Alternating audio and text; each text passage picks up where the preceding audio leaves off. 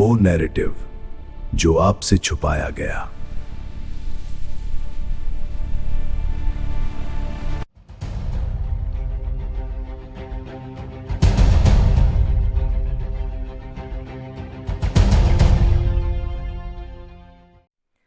जब भारतीय सेना कश्मीर में जीत के बेहद करीब थी तो अचानक युद्ध विराम क्यों किया गया?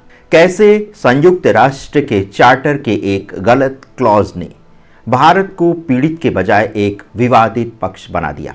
आइए पढ़ते हैं यूएन चार्टर के वो असली पन्ने जिन्होंने जीती हुई बाजी को दशकों के कूटनीतिक चक्रव्यूह में फंसा कर रख दिया। दिसंबर 1947 भारतीय सेना कश्मीर में अपना पराक्रम दिखा रही थी। पाकिस्तानी लुटेरे और उनकी सेना उल्टे पांव भाग रहे थे। हम पूरा कश्मीर वापस लेने से बस कुछ ही दिन की दूरी पर थे, लेकिन तभी दिल्ली में बैठे नेताओं ने एक ऐसा फैसला लिया जिसने इतिहास की धारा मोड़ दी। भारत इस मामले को संयुक्त राष्ट्र ले गया, लेकिन सबसे बड़ा धोखा यूएन जाना नहीं था। सबसे बड़ा धोखा था वो कानूनी धारा जिसके तहत भारत ने शिकायत दर्ज की। आज हम भावनाओं की नहीं, अंतर्राष्ट्रीय कानून की बात करेंगे।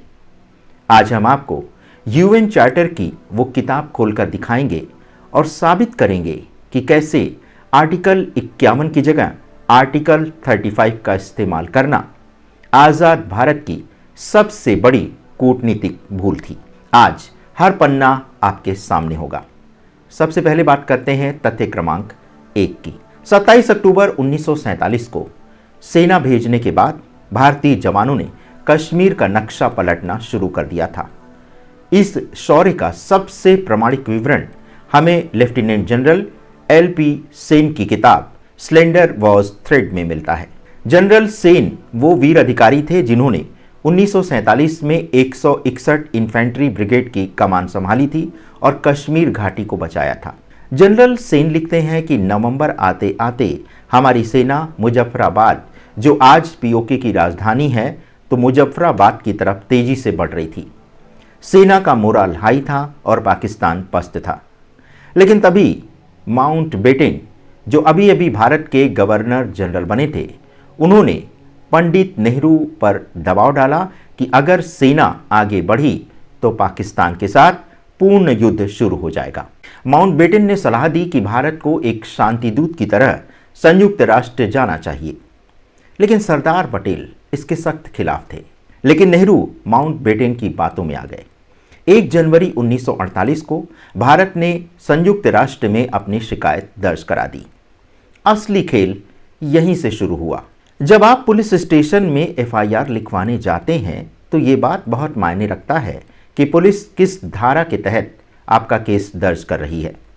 ठीक वैसे ही यूएन में मामला किस आर्टिकल के तहत गया, ये सबसे अहम था। भारत ने अपनी शिकायत यूएन चार्टर के चैप्टर 6 के आर्टिकल 35 के तहत दर्ज कराई। अब आर्टिकल 35 है क्या? सरल भाषा में आपको एक उदाहरण से समझाते हैं।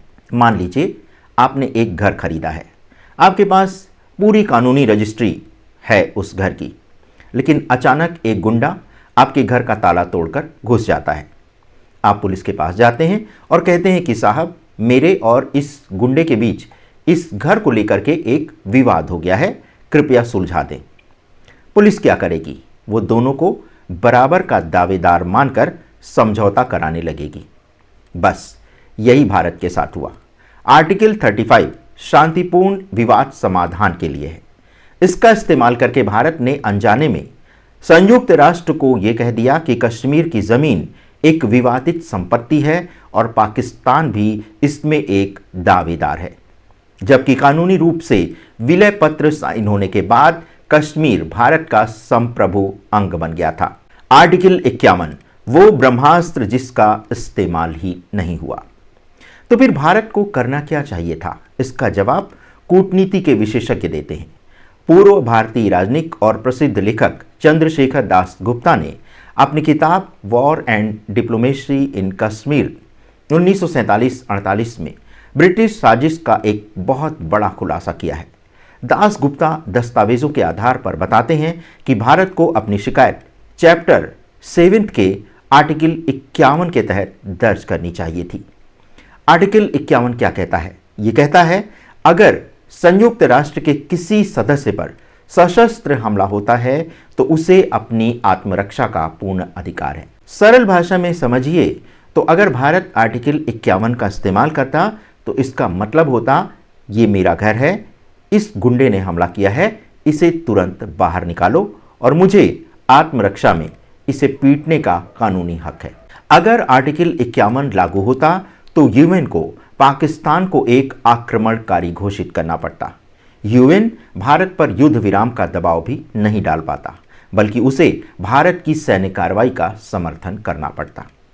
लेकिन ब्रिटिश अधिकारियों ने बहुत ही चालाकी से ड्राफ्ट इस तरह बनवाया कि भारत हमले के शिकार के बजाय सिर्फ एक विवाद का हिस्सा बनकर रह गया। जब मामला यानी विवाद 35 के रूप में गया तो यूएन ने वही किया जो अदालतें करती हैं।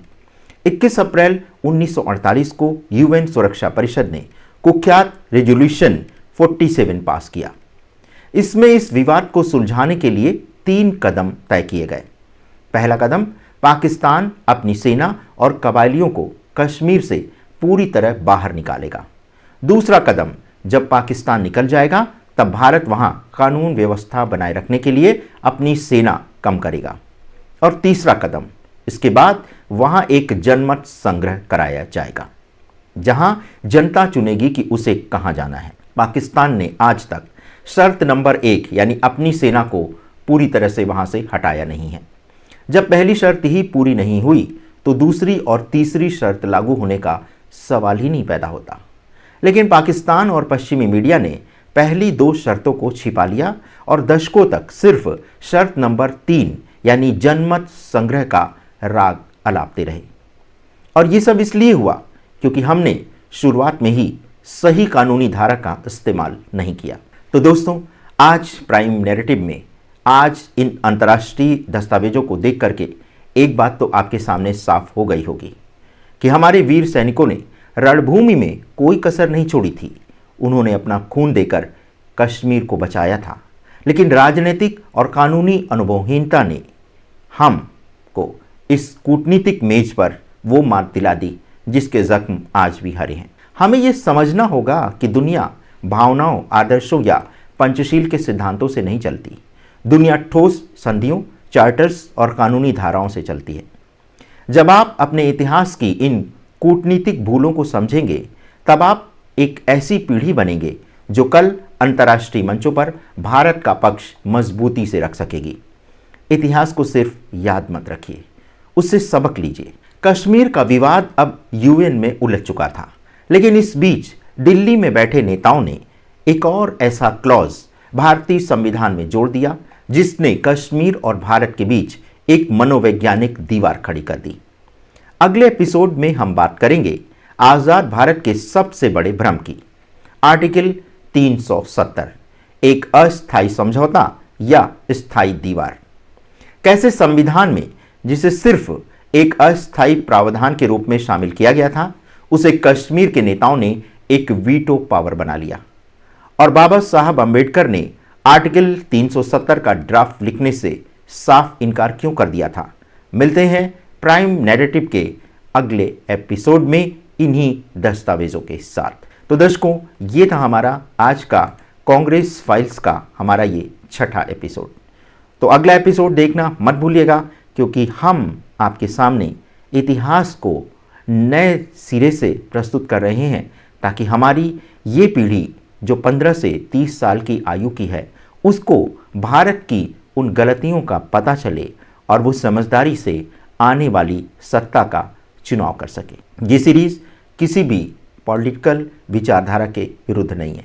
ये इतिहास को सही दिशा में रखने का हमारा एक छोटा सा प्रयास है।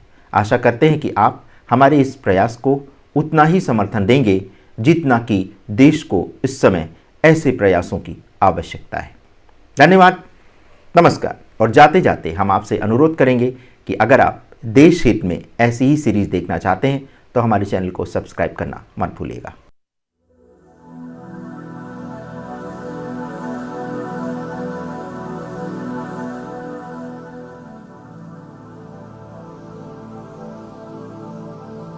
आज हम देखेंगे 1940 के जम्मू और कश्मीर के विलय के दस्तावेजी स्रोत। ये स्टैंड स्टिल समझौता और विलय पत्र हैं जिन पर हस्ताक्षर हरि सिंह के हैं। ये मैप और नोट्स रेडर्स इन कश्मीर से हैं जो ऑपरेशन गुलमर्ग की योजना दिखाते हैं।